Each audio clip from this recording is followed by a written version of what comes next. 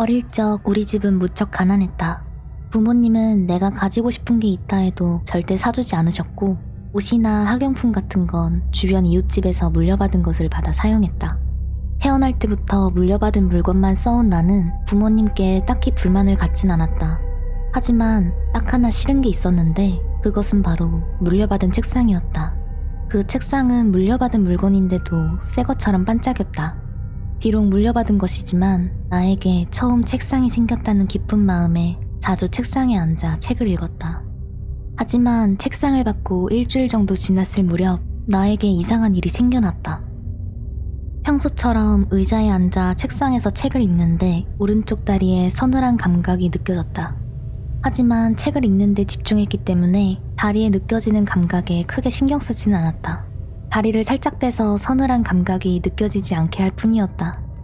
그러나 잠시 뒤 또 서늘한 것이 다리에 닿았다. 기분이 나빠서 나는 오른발로 서늘한 것을 안쪽으로 밀어 넣었다. 그러자 발끝에 이상한 감각이 느껴졌다. 시선은 책에 꽂혀 있었지만 모든 감각이 발끝에 집중되었다. 나는 오른발을 살짝 들어 그것을 어루만졌다. 울퉁불퉁하고 곳곳에 구멍이 나 있는 듯 했다. 부드럽기도 하고 딱딱하기도 한 것이 도통 무슨 일인지 알 수 없었다. 그러다가 발끝이 마지막으로 그것의 위쪽을 향했다. 실 같은 게 수도 없이 느껴진다는 걸 알아차림과 동시에 나는 내 발에 뭐가 닿고 있는지 알아차렸다. 살그머니 몸을 숙여 책상 아래를 들여다봤다. 거기에는 창백한 여자아이가 있었다. 나는 놀라서 의자에서 뒤로 넘어졌다. 시선은 여전히 책상 아래 여자아이를 향하고 있었다. 여자아이도 미동도 하지 않은 채로 나를 바라봤다. 겁에 질린 나는 일어서지도 못하고 엉금엉금 기어서 방에서 빠져나왔다. 그러고는 곧바로 아버지를 향해 달려가 금방 본 것을 울면서 얘기했다. 하지만 아버지는 전혀 믿어주지 않았다. 게다가 우리 집에는 책상 살 돈도 없으니 당장 바꿔줄 리도 없었다. 결국 나는 초등학교 시절 내내 그 책상을 사용했다. 책상에서 공부를 하려고 앉으면 종종 다리에 서늘한 것이 닿을 때가 있었지만 책상 아래를 보지 않는 것으로 나를 속이며 애써 위안 삼았다.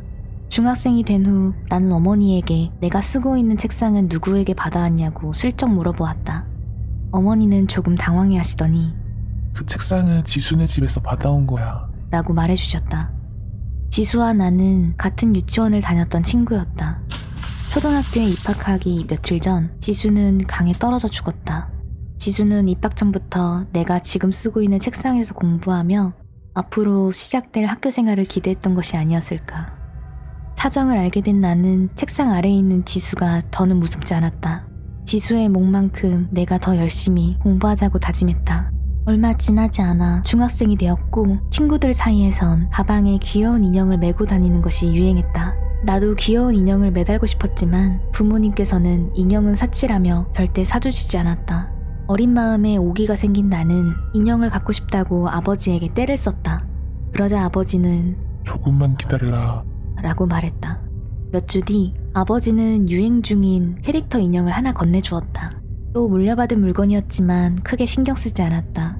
이제 나도 다른 친구들과 다름없으니까 나는 가방에 인형을 매달고 좋은 기분으로 학교에 갔다. 그러던 어느 날 한 친구가 내 인형을 보고 말했다. 그거 연정이 거 아니야? 연정이는 같은 반 친구였다.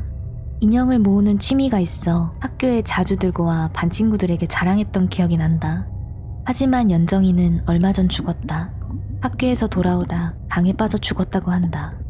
나는 연정이와 지수는 묘하게 닮았다고 생각을 했다. 두 사람 모두 일찍 죽은 데다 죽은 장소도 똑같다. 그리고 두 사람의 유품을 내가 쓰고 있다. 이런 우연이 있을 수 있을까? 몇 개월 뒤 나는 다시 아버지를 졸랐다. 이번에는 바이올린을 갖고 싶었으니까. 그러자 아버지는 여느 때처럼 조금만 기다려라 라고 말했다. 2주 뒤 아버지는 바이올린을 가져다 주셨다. 또 물려받은 것이다. 아버지에게 바이올린을 받기 전 신문에 실렸던 기사가 떠올랐다. 근처 강에서 중학생이 빠져 죽었다는 기사가 온몸에 소름이 끼쳤다. 그날 밤 평소처럼 방에서 공부를 하고 있는데 발끝에 무언가가 닿았다. 나는 지금도 책상 아래를 차마 바라볼 수가 없다.